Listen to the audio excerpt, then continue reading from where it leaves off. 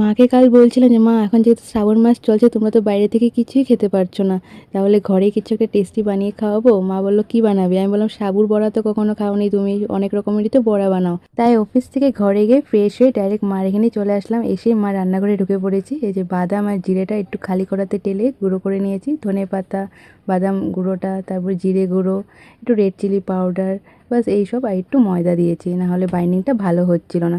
আর আলু বয়েল তো আগে থেকে করাই ছিল, আর সাবুটাও ভিজিয়ে রাখা ছিল। ছোটো সাবু ইউজ করেছি, বড় সাবু হলে আরও ভালো হতো। প্রথমে তো টিক্কার শেপ মতোই করছিলাম, তারপর ভাবলাম যে না ছোটো ছোটো করে পকোড়ার মতো করি, আরও বেশি ক্রিস্পি হবে, ভালো লাগবে, ভিতরটা খুবই সফট।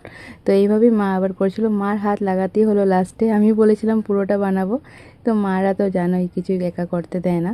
তো এই যে মাকে বললাম একটু ভিতরটা ভেঙে দেখো, বাইরেটা তো একদমই ক্রিস্পি আর ভিতরটা খুব সফটি সফটি। ধনে পাতা দিয়ে একটু গার্নিশ করে নিলাম, সাথে দুধ চা। ভেবেছিলাম যে এতগুলো মাখা হয়েছে বেশি হয়ে যাবে, কিন্তু সবাই মিলে এত জলদি শেষ হয়ে যাবে বুঝতেই পারিনি। তো চলো পরের ব্লগে দেখা হচ্ছে।